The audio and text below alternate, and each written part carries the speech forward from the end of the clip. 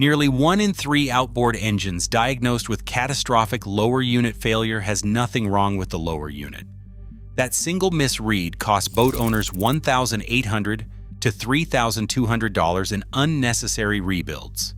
It's just one of 5 problems silently killing outboard engines right now. Most of them preventable, most of them fixable dockside, and nearly all of them beginning somewhere you'd never think to check. A boat loses forward drive, the gear lever moves, but the engine hesitates or slips out of gear. For thousands of owners, the verdict comes fast: catastrophic lower unit failure. But nearly a third of those costly rebuilds, up to $3,200 each, are triggered by a simple, hidden culprit: a stretched or misaligned shift cable. The symptoms are almost identical: delayed engagement, sudden neutral drop, or a harsh click when shifting. Service shops themselves admit that about 30% of lower unit jobs are actually cable problems in disguise.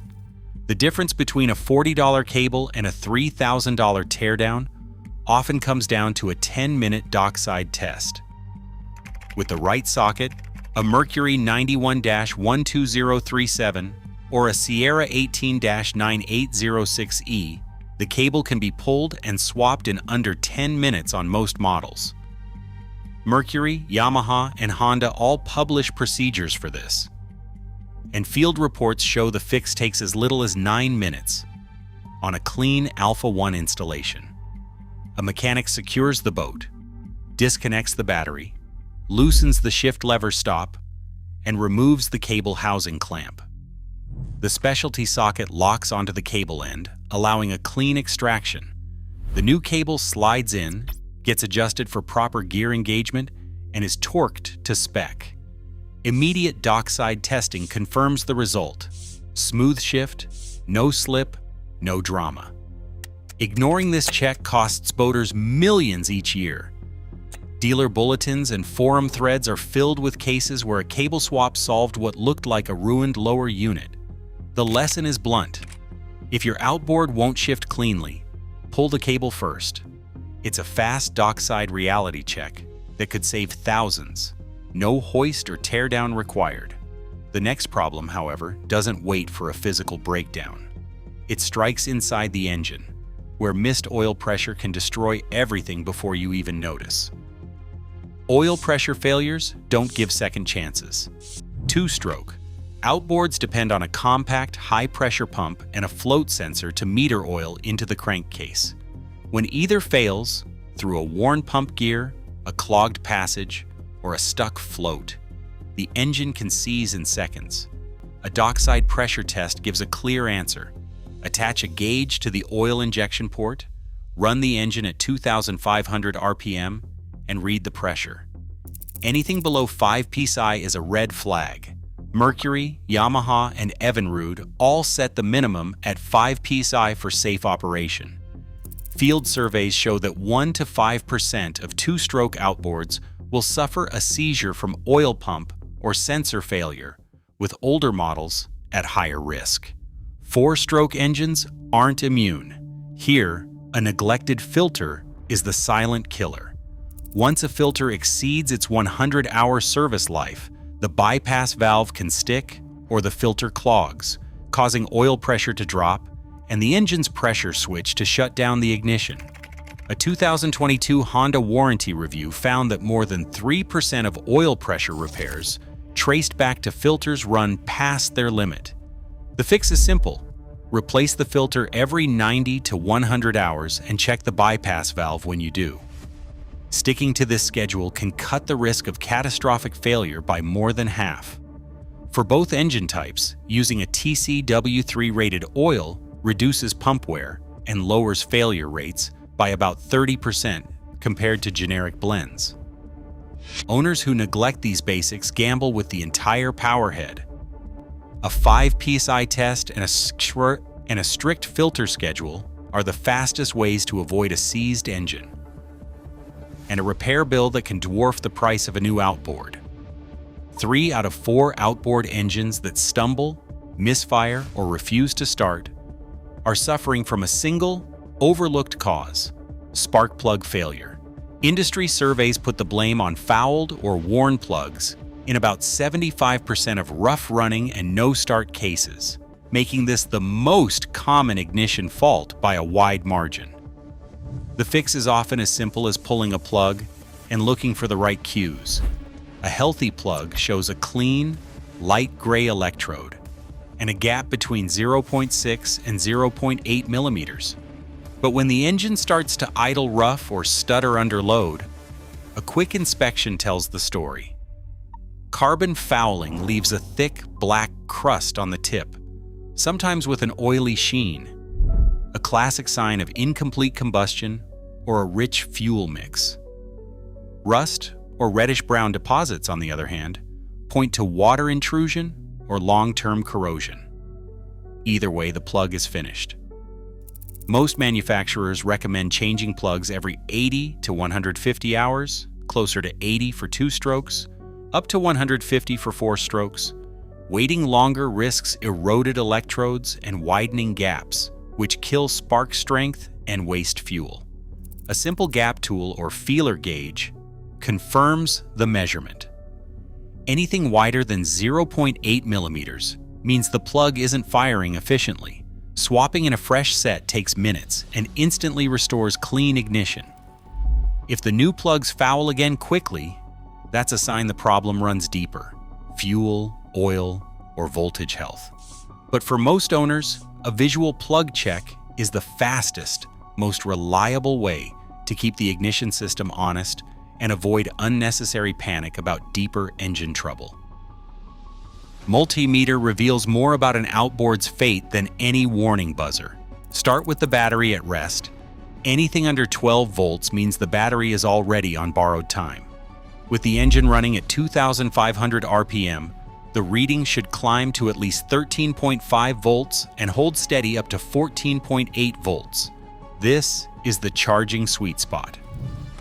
Drop below that range, and the alternator or voltage regulator may be failing, starving the ignition and fuel pump. Go much above, and the regulator is overcharging, boiling electrolyte, and cooking battery plates. Most marine batteries last 3 to 5 years, but corrosion at the terminals or inside the cables can create a hidden voltage drop, even if the battery itself tests strong. A drop of half a volt or more between the battery post and the starter terminal is enough to trigger slow cranking, weak spark, and random shutdowns. Classic symptoms that mimic bigger engine trouble. Touch the multimeter leads directly to the battery posts, then to the cable ends. If there's a difference, clean or replace the cables before suspecting deeper faults. This 2-step voltage test at the dock sorts out real electrical issues from the ghosts of corroded wiring, keeping the focus on what matters before chasing more expensive repairs. Ethanol-blended fuel is a silent threat hiding in almost every outboard tank. Modern E10 and E15 blends pull water from humid air, setting the stage for phase separation, a chemical split that can leave boaters stranded with no warning. Lab tests show that under typical harbor temperatures, just 48 hours is enough for a visible water ethanol layer to form if the tank isn't sealed. That's not a distant risk. It's a weekend at the dock. Once water content crosses the 0.5% mark, ethanol and gasoline part ways, and a heavy clear layer settles at the bottom of the tank. This layer doesn't just dilute fuel, it chokes off flow. Bench studies confirm that a 0.5% water layer can cut fuel delivery by 40% or more, causing hard starts, rough idle, or sudden engine shutdowns. In real-world service data, 74% of fuel-related outboard failures trace back to ethanol phase separation or water contamination. The problem peaks in summer, but it can hit any time a tank sits for more than 2 days in humid conditions. What's left behind is a sticky, gummy residue that clogs carburetors and injectors, often mistaken for catastrophic engine failure. The residue is tough to remove and can seize a lean running engine if it reaches the cylinders. The risk isn't just theoretical. Every mechanic has seen the aftermath: fuel bowls lined with brown sludge, filters collapsing under the load, and owners convinced their engine is ruined. But the real culprit is often this invisible chemical split, not a broken part. The next step is to look for the water layer itself, a simple test that can save thousands and keep your outboard running clean. A clear fuel sample bottle tells the truth faster than any warning light. Drawing a few ounces from the tank into a transparent container reveals what's really happening below deck. If there's water in the fuel, even a 0.5%, just a thin layer at the bottom, it's enough to choke off flow by nearly 30%. That's not a distant risk. NMMA field data confirms that water contamination and phase separation account for almost 3/4 of all outboard fuel failures, especially in humid summer months. The fix is direct and takes less than 5 minutes. Shut off the engine, close the fuel valve, and unscrew the water separator filter. Most models use a simple spin-off canister. No special tools required. Pour the contents into your clear bottle. If you see a distinct water layer, you've found the culprit. Install a new filter, making sure to pre-fill it with fresh gasoline to avoid air pockets. Tighten by hand until snug, then open the valve and prime the bulb until fuel flows clean. A clean water separator restores full flow instantly and protects injectors and carburetors from further damage. Mechanics recommend this quick swap every 40 to 50 hours, or anytime rough running follows a period of storage or heavy rain. The entire process, from bottle test to restart, can be done dockside in under 5 minutes. For most boaters, that's the difference between a ruined weekend and a smooth ride home.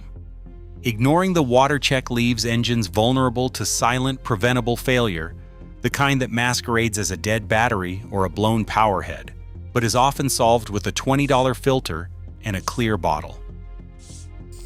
Right now, misdiagnosed failures and silent killers, like shift cable errors or oil starvation, cost boaters thousands in preventable repairs.